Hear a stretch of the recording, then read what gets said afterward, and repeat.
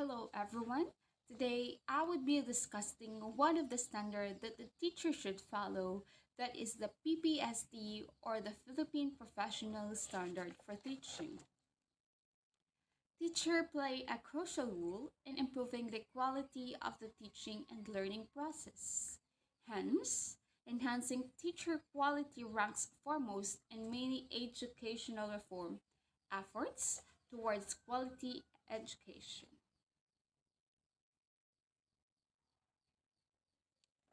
In August 2017, the Department of Education Secretary Leonor Briones signed into policy Department Order Number 42, stipulating the national adoption and implementation of the Philippine Professional Standard for Teachers.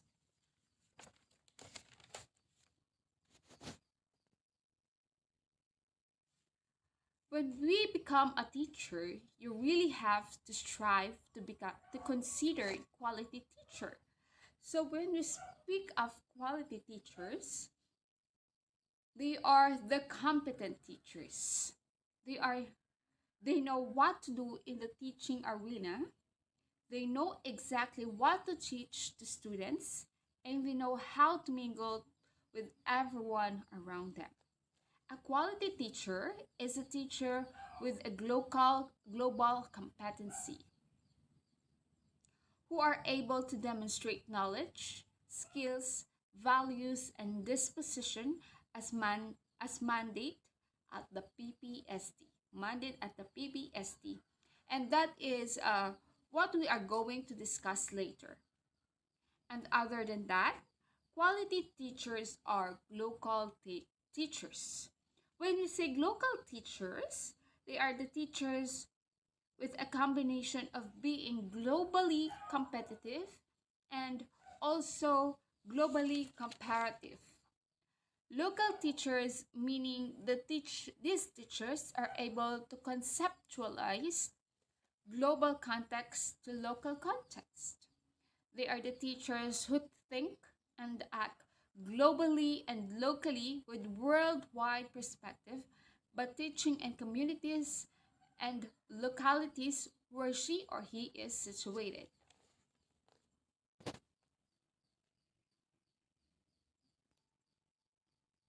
Now,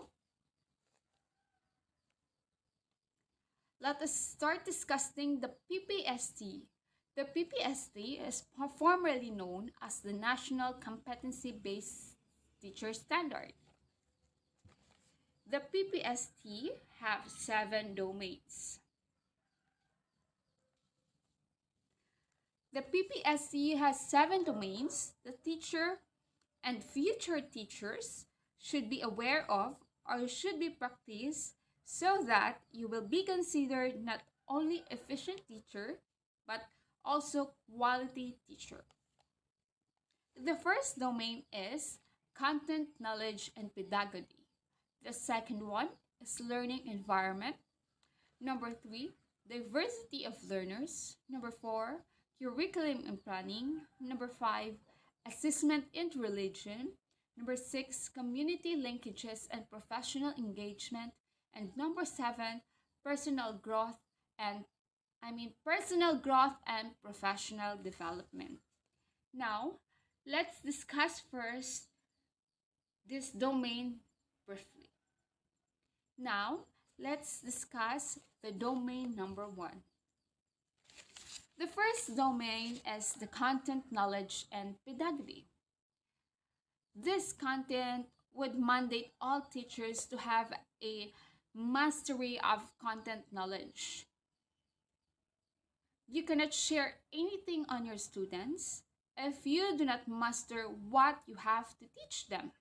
You have to master the context knowledge so that you know to explain that to the students, and you must prepare particular strategy should use, and you have to contextualize that context to this kind of students that you have.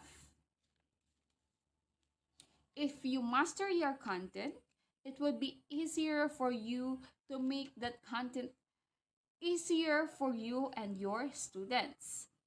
It is not enough that you know the principles, the theories of teaching and learning. The most important thing is that you know how to apply all these theories in real life. You know how to articulate these theories and laws to the teaching and learning process.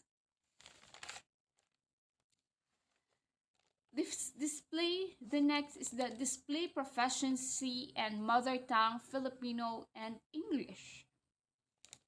We were not only using English and Filipino in our teaching, but we already having the mother tongue or what we call the MTBMLE or the mother tongue based multilingual education.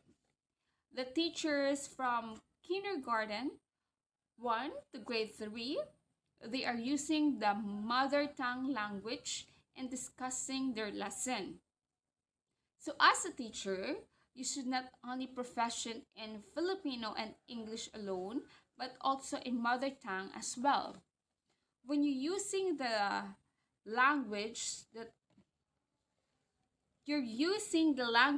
that they are comfortable with. For example, if you are the Cebuano, you are using your mother tongue, the Cebuano. If you are the Ilonggo, of course, we are using also the Hiligaynon. That is our mother tongue. Then, it would be easy for them to understand the concept, but they can also apply it in real life. The teacher should positively use ICT. That is also important because ICT or information communication technology, especially now is pandemic, we're using the blended learning. Uh, Especially this pandemic, we are using the blended learning. So there is a need for teachers regarding of age to be aware of the ICT, to use technology to teach students who are very or to teach students who are everywhere, especially this pandemic. We are not allowed to go to school to have our lesson face to face. So the teacher must have another must what do you call this? The teacher must seek another what do you call that? Maghahanap siya ng ibang paraan para makapagturo, and that is what we called our online class. So ICT is very important nowadays to the teachers, not only on our online class, but also we are using also PowerPoint presentations, and also all the teachers now are using laptops. And so we also need to use strategies to promote the higher order thinking skills. Use strategies to promote HOTS, or it is the higher order thinking skills. When you say the higher order thinking skills, it is like to ask your students questions like why or how, evaluate something out of nothing, or give students like debates to develop their higher order skills. That is very important. Use strategies to promote HATS or higher order thinking skills. Now, let's go to the second domain, learning environment. You have to make sure that the learning environment contributes to the learning process. The learner should feel safe and secure in the classroom. They really have to be treated fairly and should implement sound class management. When we say sound class management, let students and should implement sound classroom management. Let students feel that they are loved, so it's okay for them to make mistakes, so that they will learn something from that, or with healthy competition to promote with the openness and self-expression would be encouraged at the same time. So when we say learning, you should treat your students fairly, not because of their status, if they're rich or poor. All of the students be um, must be treated fairly, and you should also secure that your classroom is safe and secure so that they will comfortable at the classroom. If the students are comfortable in the classroom, um, they are if the students are comfortable in the classroom, syempre mamatigin na sila. But if your classroom is not very comfortable, they are not feel safe, they are feel threatened, so amo na lang na permi ang panumdumon nila. They can't concentrate of the lesson. So, and also the healthy competition should be promoted with openness and self-expression to encourage at the same time. Of course, you let students some have discussion, self-openness and self-expression. They have to express themselves of being who they are so that makilala mo gid ang imo tanan nga mga students. Now, let's proceed to domain number 3. Diversity of learners. The learners in classroom really are diverse because they came from different culture, different family background, different traditions, different intellectual capacities. So they are so-called diverse. A profession teacher should make sure how to create unity amidst the diversity. She should know how to make students feel welcome and accepted in the classroom. It is the duty of a teacher to establish environments that are responsive to learners' diversity by means of demonstrating knowledge to differentiated teaching to suit the students' diverse needs. Of course, kung ang imo abi nga isa ka students is not fast learner, so as a teacher, you must learn to adapt with them because your student is not a fast learner. Of course, nakadepende man ang imo pagtudlo sa amo na nga klase ka estudyante. So, the teacher should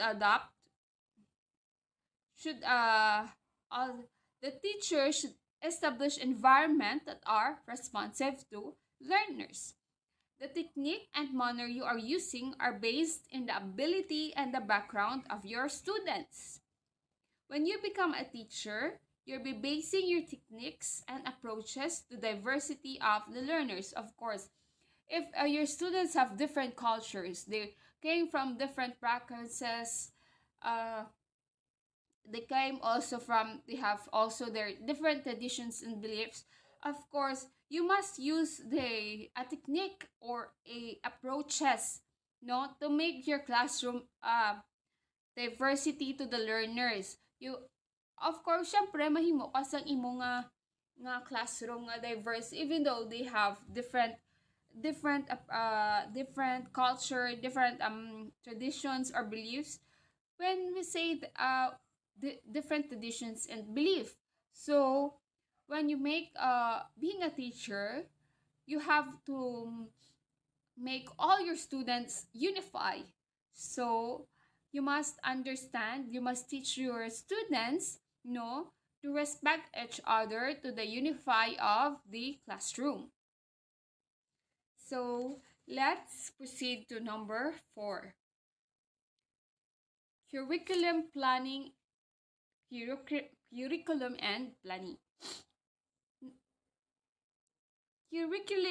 Curriculum and planning. As teachers, we should have to interact with national and local curriculum. Okay, now let's proceed to domain number 4, the curriculum and planning as a teacher. We have to interact with national and local curriculum requirements. And you also have to translate curriculum content into learning activities. So you must know how to understand the curriculum guide, the teacher's guide, and also the teacher's manual. You also have to know how to come up with a lesson plan or creating a video for lesson planning later. Your learning plan is properly translated or applied in the classroom scenario, of course. Identify learning outcomes that are aligned with the learning competencies. It is important that a curriculum guide to study, because this guide would give you different learning competencies. And now let's proceed to domain number 5, the assessment and reporting. This applies to variety of students' assessment tools in monitoring and evaluating and documenting the learners' needs, progress, and achievement. So we have the terms monitoring, using assessment tools to monitor students' learning and understanding, to evaluate whether they have understood or not this lesson. You have to given to them. You have to given them within. They have to understand what you have to teach them, and at the same time, assessment and reporting help you document the needs of the learners as well as the progress that they have in their own subject, as long as the progress that they have in your own subject area. So that assessment will help you learn or documents the progress of your students, if they are a good learner, or there are some of your students that are not coping well on your subject. When assist them with learning, you should provide with timely and accurate feedback. You get feedback first with positive one, and then give them negative one, and feedback and feedbacking with positive feedback, so that students will listen to their strength and at the same time would listen to their weaknesses. Of course, this is very important to your students. You should give them a feedback, of course, when they say, oh, your strength is you are good in communicating, of course you are good in listening, however you are not good in writing. So this is so very important that you have to give back to your students so that they will know their strength and weaknesses. Different assessment, you should give them also the different assessment, which is the first one is the diagnostic assessment. When we say diagnostic assessment, give them proper assessment. The first one is the diagnostic assessment. This is usually given before teaching takes place. This would identify student current knowledge about the subject, their skills, and their capabilities. Of course, this what do you call this, diagnostic assessment, this would help you learn about the students capabilities and skills, and also their knowledge. No, even though you haven't what do you call that, you haven't teach your lesson yet, but you already have given the pre-assessment test, so that you will know who are the students that studied that lesson, already studied that lesson. So the next one is the formative assessment, or we are so we are or the Socrates method, to identify areas that need of improvement. So in this formative assessment, this is very important because we need to identify the students area of improving. For example, your students are not really good in communication or in learning skills. So you have to identify all of your students' skills so that you can improve that. So the next one is the summative assessment. So given after instructions contributes to students' grades, scores, module, or level or degree. Final exam and long quiz and performance task. So the summative assessment test, this is all your lessons are all these lessons are all molded up in one questions, then you give them to the students, and after that what do you call that, uh, parang binabalik ang kanilang mga pinag-aralan. This is what we call the summative test, no, if you so that you could know so that if you could know that they can still remember their old subjects, I mean their old lessons, no. So this summative test, for example, is the final exam. So after the final exam, no, we're giving them some grades or scores to the students. The next one is the number 6, the community linkages and the professional engagement. So the community linkage and professional engagement, this would tell you have to establish very good school community partnership, because you are part of the community, so you have to work well with the people, of course, in your community. And this one also respond to opportunities that link teachers learning in the classroom to be experience of the community. There are also times that students are asked to visit different places and locality to get a authentic experience that are related to you and the subject matter. Of course, you should know also your environment, your community, not only your schools. You have to interact also with your community as a teacher, or you have to let your students interact in your community, so that para maintindihan nila kung ano ang gakalatabo sa aton nga community, or what are the places that are very important in our community. So there are also DOMIL 6 is also help us promote professional and harmonious relationship with the wider community.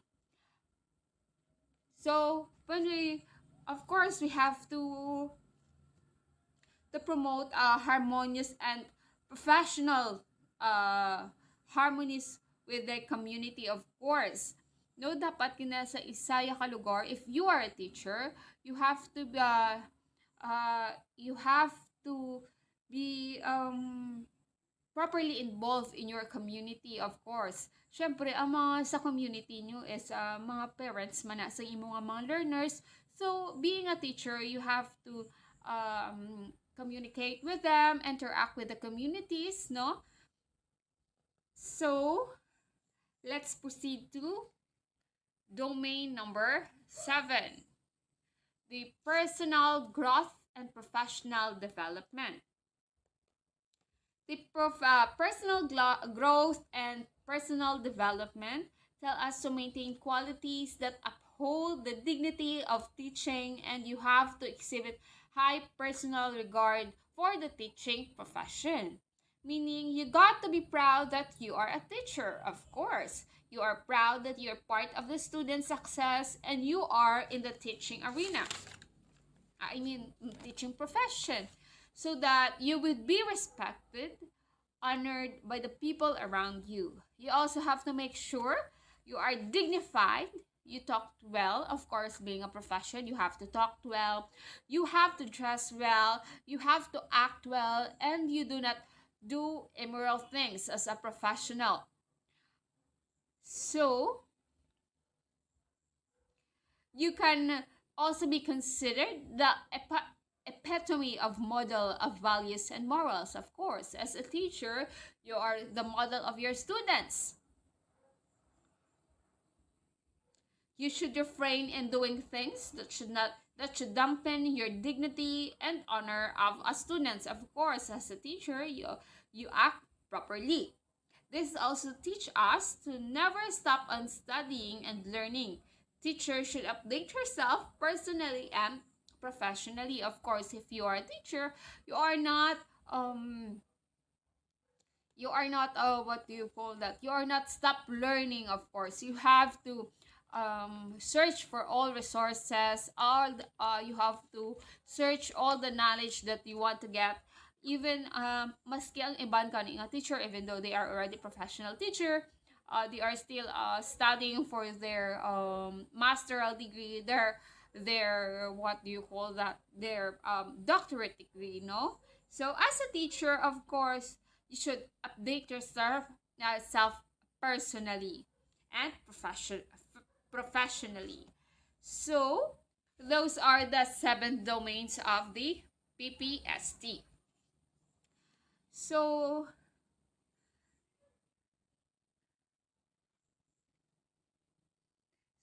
that is the 7 domains of the PPST: the content, knowledge, and pedagogy, learning environment, diversity of learners, curriculum and planning, assessment and religion, community linkages and professional engagement, personal growth, and professional development. The PPSC have give us the 4 career stages for professional teaching. Of course, there are 4 career stages of the professional teaching. That is the first stage is the beginning teacher. If you already gained the qualification recognized to enter the learning profession, meaning you already passed the let pass if you are already passed the let exam or the board exam, or that and already teaching in a certain school, so you are in stage 1 or in the teacher beginning process. The second career stage is the profession teacher. Professional independent in the application of skills vital to the teaching and learning process. You already been teaching for like 5 years or more, and very much aware of the different principles and theories of teaching, and you know how to apply it all to yourself. So you are a second career stage and profession teaching. The third one is highly professional teacher. On the other hand, consistently display a high level of performance in their teaching practice. You can teach without looking at your notes. So you already master everything in your field of specialization. You never stop studying, or it is already called our master degree in the professional teacher. So we have there the master teacher. The fourth one is, I mean, the fourth one is a master teacher. Distinguished teacher, you embodied the highest standard for teaching grounded in global best practice, and that you exhibit exceptional capability to improve your own teaching practice. So you might be a doctorate, or you might be a doctorate in teaching already, because you already know how to exhibit your capabilities to improve your own teaching practice. So this is the PPST is very important for the teachers and for the future teachers, so that we have a guide to follow for being a teacher. So that ends my report today, and thank you everyone.